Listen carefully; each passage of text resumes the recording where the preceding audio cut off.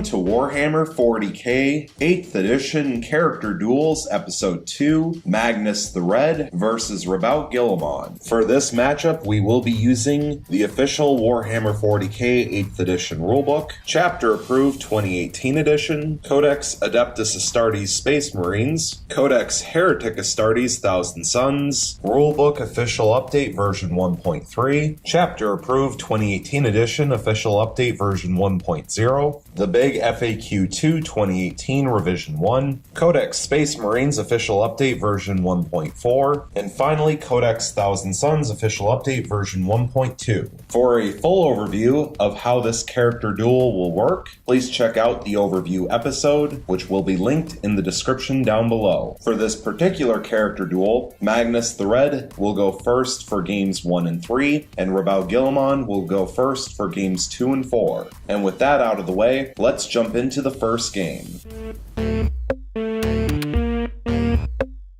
Going into the movement phase, Magnus the Red will remain still. Going into the psychic phase, Magnus the Red will attempt to manifest both Smite and Death Hex onto Roboute Guilliman, and then he will also attempt to manifest Diabolic Strength onto himself. Beginning with Smite, which has a warp charge value of 5, and it will pass with an 11 thanks to +2 from his psychic phase bonus. Roboute Guilliman has no Deny the Witch tests, so this will do D6 mortal wounds, and it will inflict 5 mortal wounds. So Roboute Guilliman will fall from 9 starting wounds down to 4. Next will be Death Hex, which has a warp charge value of 8, and it will pass with a 9 thanks to +2 from the psychic phase bonus, and because Roboute Guilliman is unable to deny the witch, and getting a higher result would not make a difference, Magnus the Red will choose not to re-roll the 1 and risk periling, so Death Hex will go off. And considering the fact that Roboute Guilliman is down to 4 of his 9 starting wounds already, thanks to Smite, Magnus the Red will actually cast Weaver of Fates onto himself instead of Diabolic Strength, in order to make himself more survivable, just in case Guilliman survives. And Weaver of Fates has a warp charge value of 6, and it will pass with a 12 thanks to +2 from the psychic phase bonus. Going into the shooting phase, Magnus the Red has no shooting attacks, so going into the assault phase, he will declare a charge against Roboute Guilliman.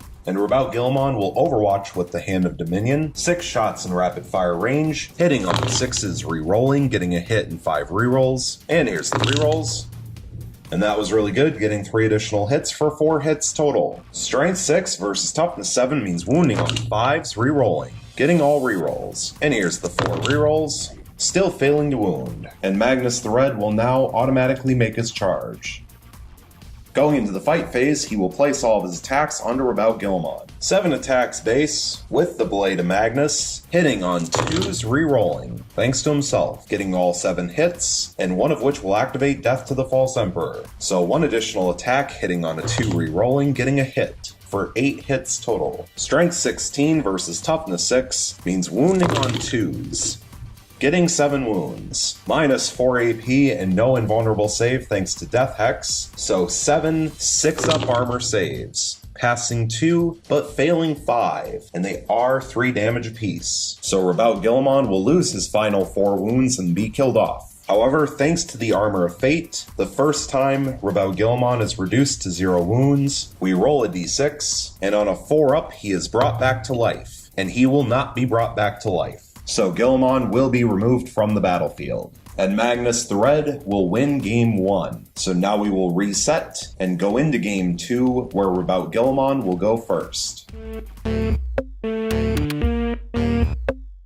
Going into the movement phase, Roboute Guilliman will remain still. Going into the psychic phase, Roboute Guilliman is not a psyker. Going into the shooting phase, he will fire the Hand of Dominion in rapid fire range into Magnus the Red. 6 shots hitting on 2s re-rolling, getting all 6 hits. Strength 6 versus Toughness 7 means wounding on 5s re-rolling, getting 2 wounds and 4 re-rolls. And here's the re-rolls, getting 2 additional wounds for 4 wounds total. -1 AP, so 4 4-up invulnerable saves. Passing 2 and failing 2, and they are 2 damage apiece. So Magnus the Red will fall from 18 starting wounds down to 14. Now going into the assault phase, Roboute Guilliman will declare a charge against Magnus the Red. And Magnus has no overwatch, so Roboute Guilliman will automatically make his charge. Going into the fight phase, Roboute Guilliman will place all of his attacks onto Magnus the Red. 6 attacks base with the Emperor's Sword, hitting on 2s, re-rolling, getting 4 hits, 1 re-roll, and 1 cocked dice. And here's the cocked dice, getting a 5th hit. And now the re-roll for the hit roll of a 1, which will also hit. So 6 hits total. Strength 8 versus Toughness 7 means wounding on 3s, re-rolling, getting only 2 wounds and 4 re-rolls. And here's the re-rolls.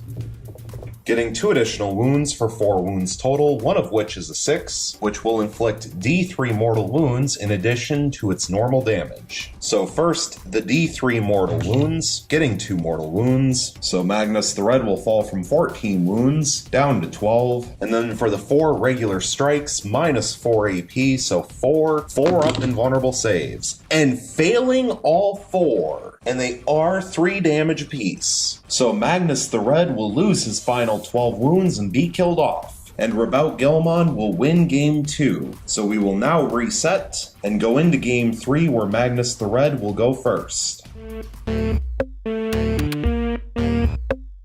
Going into the movement phase, Magnus the Red will remain still. Going into the psychic phase, he will attempt to manifest Smite onto Roboute Guilliman, and then depending on how Smite does, he will then decide what psychic powers to use for his second and third. And Smite has a warp charge value of 5, and it will pass with a 9, thanks to +2 from his psychic phase bonus. No Deny the Witch test, so it will do D6 mortal wounds, and it will inflict 4 mortal wounds. So Roboute Guilliman will fall from 9 starting wounds down to 5. Magnus the Red will now attempt to manifest Tzeentch's Firestorm onto Roboute Guilliman, and Tzeentch's Firestorm has a warp charge value of 7.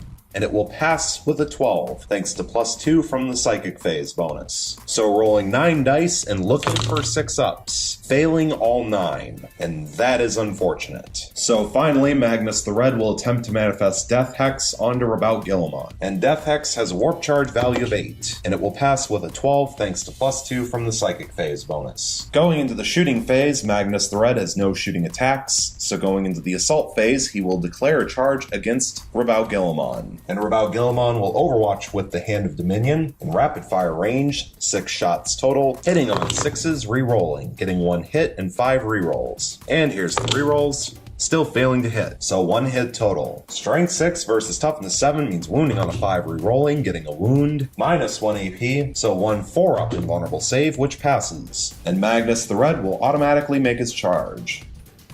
Going into the fight phase, Magnus the Red will place all of his attacks onto Roboute Guilliman. 7 attacks base with the Blade of Magnus, hitting on 2s, re-rolling thanks to himself, getting 5 hits and 2 re-rolls. And here's the re-rolls, getting only 1 additional hit for 6 hits total. Strength 16 versus Toughness 6 means wounding on 2s, getting 4 wounds, minus 4 AP and no invulnerable save thanks to Death Hex, so 4 6-up armor saves, passing 1, failing 3. So Roboute Guilliman will lose his final 5 wounds and be killed off. But first, thanks to the Armor of Fate, does Roboute Guilliman come back to life on a 4-up. And he will not once again. So Guilliman is permanently killed off and removed, which means that Magnus the Red will win Game 3. And so once again, we will reset and go into Game 4, where Roboute Guilliman will go first.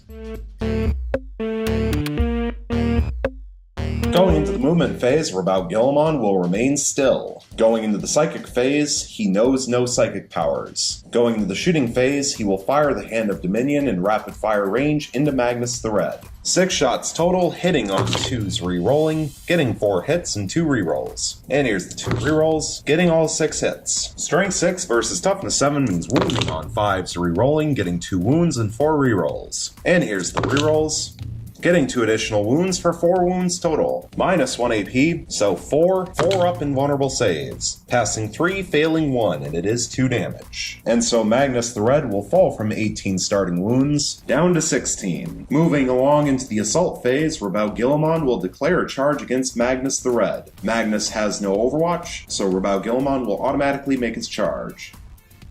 Going into the fight phase, Roboute Guilliman will place all of his attacks onto Magnus the Red. 6 attacks base with the Emperor's Sword, hitting on 2s, re-rolling thanks to himself, getting 5 hits and 1 re-roll. And here's the re-roll, getting 6 hits total. Strength 8 versus Toughness 7 means wounding on 3s, re-rolling, getting 2 wounds and 4 re-rolls. And here's the re-rolls, getting 4 additional wounds for 6 wounds total, 2 of which are 6s and will inflict D3 mortal wounds apiece in addition to normal damage. So 2 D3 mortal wounds for a total of 4 mortal wounds. And so Magnus the Red will fall from 16 wounds down to 12. And now for the 6 regular strikes, minus 4 AP, so 6 4-up invulnerable saves, passing 5, failing only 1, and it is 3 damage. And Magnus the Red will fall from 12 wounds down to 9. But now Magnus the Red will get to strike back. Only 6 attacks base with the Blade of Magnus thanks to being down to 9 wounds. Hitting on 2s, re-rolling thanks to himself, and 6s will generate additional attacks thanks to Death to the False Emperor, so getting all 6 hits and 3 additional attacks. 3 additional attacks hitting on 2s, re-rolling, getting all 3 hits for 9 hits total. Strength 16 versus Toughness 6 means wound on 2s. Getting 6 wounds, minus 4 AP, so 6 3-up invulnerable saves, passing 5, failing 1, and it is 3 damage. So Roboute Guilliman will fall from 9 starting wounds down to 6. Going into the morale phase, there are no morale checks to take.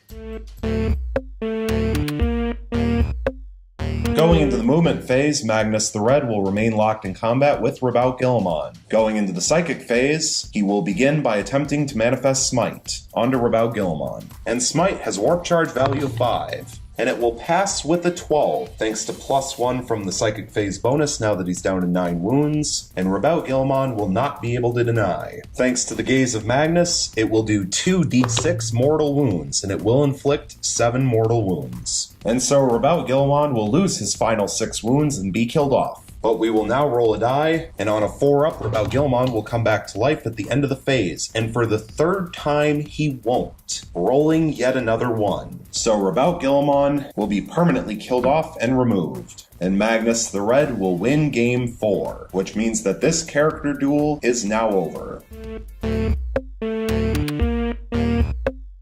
And so, for the final results of Warhammer 40k 8th Edition Character Duels Episode 2, Magnus the Red vs. Roboute Guilliman, we have Magnus the Red with 3 wins and 1 loss, and Roboute Guilliman with 1 win and 3 losses. And in all honesty, Magnus the Red probably should have had a clean sweep and gone 4 wins, 0 losses, if only he hadn't rolled so poorly with his 4-up invulnerable save in the second game. Because had Magnus survived, even with just a single wound, he would have been able to strike back in the same fight phase, and then it would have been his turn for the next go-around to be able to cast psychic powers, possibly smite some wounds off of Guilliman, and have a whole second attempt to finish off Guilliman in the fight phase before Guilliman would have a second chance to try to finish off Magnus. And so, honestly, I think Roboute Guilliman was able to steal away a victory, with Magnus the Red having a very poor saving throw roll, which unfortunately makes Roboute Guilliman look better than he actually was. With that being said, we've seen Roboute Guilliman perform in battle reports before, and he's done extremely well. But part of that comes from his ability to not be targeted in the shooting phase unless he's the closest enemy unit and also visible, thanks to being a character with 9 or fewer wounds. And part of the reason why Roboute Guilliman is so good in battle reports is because of his aura of abilities that really helps friendly units around him. When fighting one-on-one, you don't get to see the full extent of his abilities or the full extent of his power. Also, of course, the fact that we're not playing with command points or stratagems or warlord traits means that we can't use Guilliman's extra command points thanks to being the warlord, or his ability to regen command points after using them, all of which is a huge boon to the Ultramarines army as a whole when playing a large-scale game.